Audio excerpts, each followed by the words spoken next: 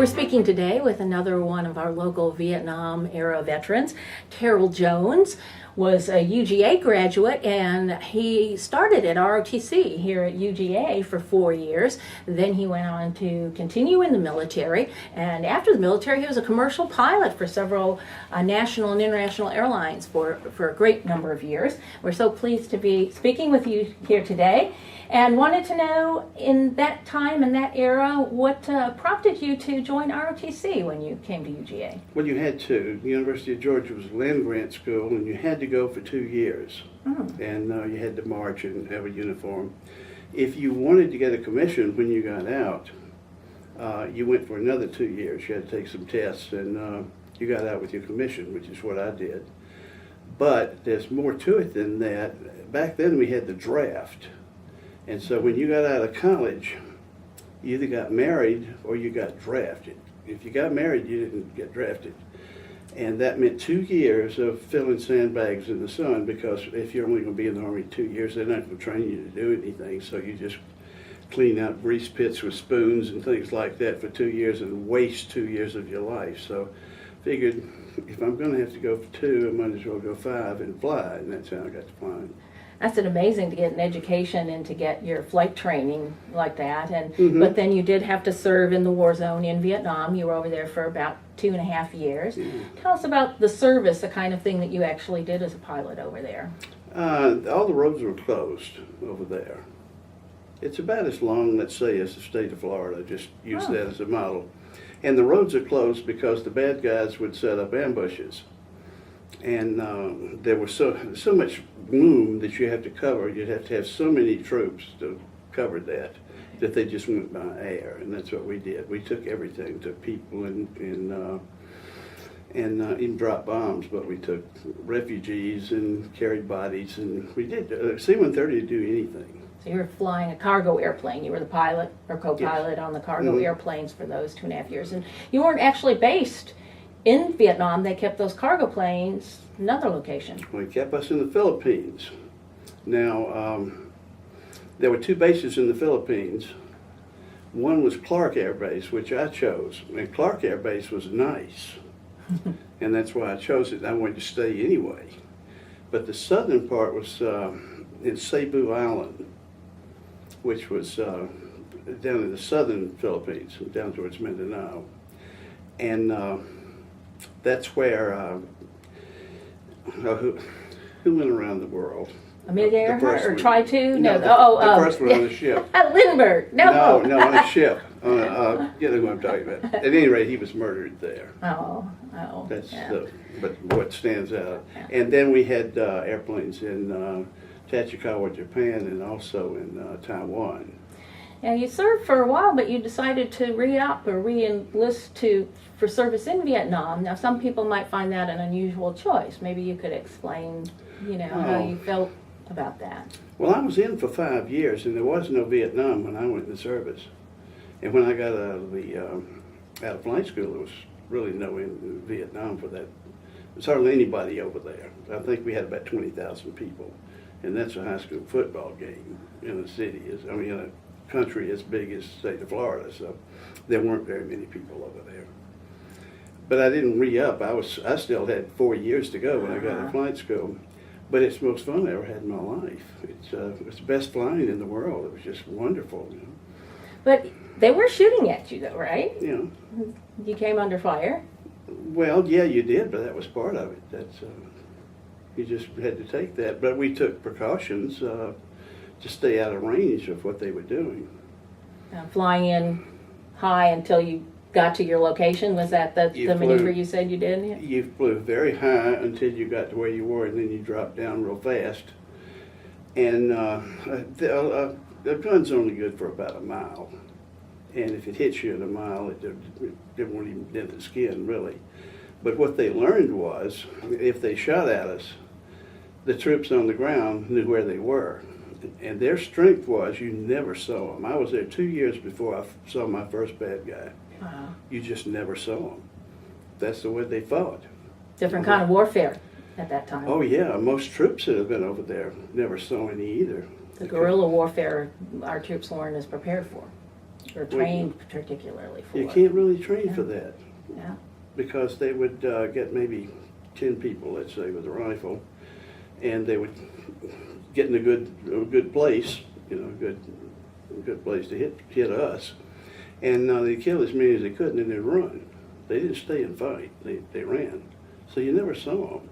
No typical rules of engagement, as you call it. Well, that was their rules of engagement. We're different than what previous ones were. Yeah, so it wasn't that big a thing, and we got hit a couple of times, but it was that wasn't really a big problem. The big problem was weather.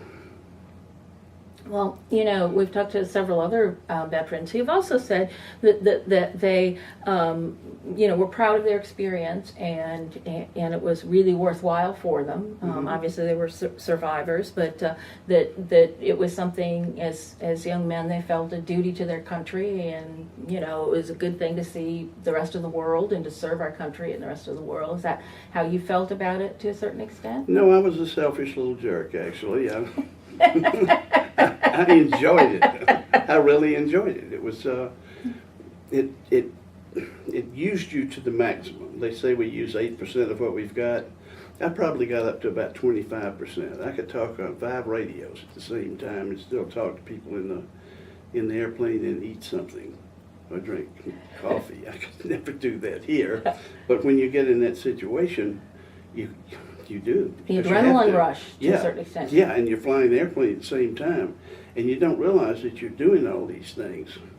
I think we talked to 2 or more pilots, and I think the pilots are the ones who enjoyed it more because, first of all, you get all that training, and people who fly airplanes seem to have a real passion for it.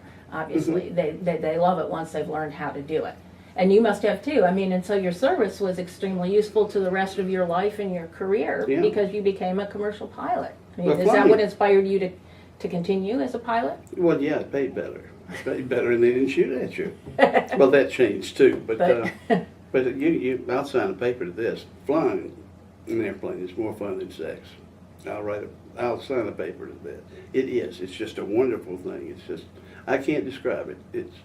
It takes a lot of you to do it, and I think that's what you like the most. And you're working with some of the nicest people you ever met in your life, and they're all like it too, because to go through all the tests and all the crap you have to go through to fly, you're only left with people who are willing to do that, and they love what they're doing. So you have to jump through hoops to get where you're going. You're with kindred spirits. Yeah, so there's a real camaraderie between then not only the flying community, but then the service in the military. You get really close in a combat situation. Oh, yeah, there's that too, yes. Are you still in touch with some of the people you served with? Yes, so, one just died, unfortunately.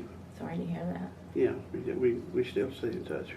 Yeah, that's really sweet. We know what each other do. One other thing you were telling me earlier was that, and I think other veterans have told us that one misconception of the Vietnam experience and others is that not very many soldiers or airmen, or naval people are carrying weapons and actively engaged at the front line combat. I think you gave me a number about how many actually carry weapons. Well, the number in Vietnam changed, and Congress set a cap on it. But as far as the Army was concerned, only 1 out of 7 carried a rifle. In fact, they weren't even issued rifles, because it's just like Athens. You have butchers, bakers, and candlestick makers, and you have doctors and people that do the things that supply that one person who's out there with the rifle. So you need all that support system. It's kind of like people don't realize probably that there are more support staff than there are faculty members. Yeah, 6 out of the 7 are support. I wonder if that ratio has changed nowadays. I wouldn't think so. That's really interesting. We have more than most countries, and it's a good thing. A guy could get wounded and be back in the hospital in, say, Saigon in a matter of 15 minutes because he had helicopters there, and they'd take him right off the field. And it saved a lot of lives. And most people don't have that kind of backup as we had. Yeah. close. Well, speaking of Saigon, you said that you had an unusual experience in terms of how safe you felt in Saigon versus the U.S. after you got back from Vietnam, from your service. I went through the big change. When I went into the Air Force, things were as they were when I was at the university. People wore coats and ties to games, and they didn't assault their professors, and they weren't burning down schools. It was normal. And when I came back, that had all changed. And that was, what, 1969, right? The height of the... Well, 68. 69. Yeah, and they were doing horrible things then. And they had stopped arresting people for crimes, evidently, because the crimes were awful. And my parents, when I was growing up, we had locks on the doors. And the windows were open because that was before air conditioning, and it's hot in the South. I grew up in Atlanta. You left the keys in the car when you came in, and when I came back, they had 2 bolts on the door. They had gotten the air conditioning. Kept all the windows closed. Yes. Had bolts on the doors. And Yeah, that had all changed. You didn't go downtown Atlanta. First time I went downtown Atlanta after I got home, which was, I guess, February of 1968, they had chain link fences up at night around the businesses, and there were armed guards, and they had sodium vapor lights, and I never saw any armed guards in downtown Atlanta. We used to take dates down there. In fact, the parents preferred you to take your date down there. Yeah. And that had all changed. Well, now that you look back on it, and I mean, you've kind of expressed some of it, but how do you feel about the war experience in general, and you're serving in the military? How do you think it really emotionally affected the rest of your life? Well, I think it embittered you, actually, because we weren't allowed to win. We could have won in about 5 weeks. It would have been no trouble at all. And don't ever believe anybody that says you couldn't. It's just we had these enormous weapons. We could have done all sorts of things. No, we were not allowed to do it. They didn't want to win. And you've seen the movies where the guy trains for a fight, and he takes all the bruises and the running and all, and he gets time for the fight, and then the greasy guy comes up and whispers in his ear, "You're gonna throw it the 4th round." He says, No. He says, "I'm in the best shape of my life." He says, "You're going to throw it in the 4th round or it's all over for you." Well, that's the way it was with us. They didn't say that. They just wouldn't allow us to win. And we knew what we had, and we knew what was going on. Why do you think, in your I have opinion, no idea. I have no idea. World opinion, international opinion, that they didn't want to seem like the big power beating up on the little guy? But we were over there beating up on the little guy. I'll ask you, if you have ants in your kitchen, do you go like this and get them one at a time? Or do you put some poison and get the queen? What do you do? Well, that's what it was. We waited until they got out in the jungle and got the way they wanted to get with the weapons they wanted to get. And then we went out looking for them. Is that stupid or what? We were fighting their fight with guys from Brooklyn with size 12 shoes out in the jungle. I mean, it was stupid. And everybody knew it was stupid. Think some of that has come down to the current warfare in Iraq and Afghanistan? I have no idea what's going on over there. Well, I guess we'll have to read the rest of the histories about Vietnam and our current involvements around the world. But I don't know that we will ever find out why we were not allowed to win. Yeah. I think you can't get mad at politicians because they're a little slimy anyway. But I think you got mad if you were in the military because the senior officers in the military didn't come forward and resign. You see, our men are getting killed for doing absolutely nothing. And it's not as important enough for us. We already got 2 or 3 stars to go any further in this kind of nonsense. In which case, it might have changed, but they didn't. They kept their mouth shut like they're supposed to. But how long do you keep your mouth shut when people get killed? But we could have won. Very difficult question. But I know that, I think the American people are beginning to want to thank those who served in Vietnam because they did do their duty for whatever reason and realize that they sacrificed a lot, just like the rest of our veterans in any other combat situation. So we thank you for your service. Well, thank you very And we much. thank you for telling us about it. I really appreciate it, Mr. Terrell Jones.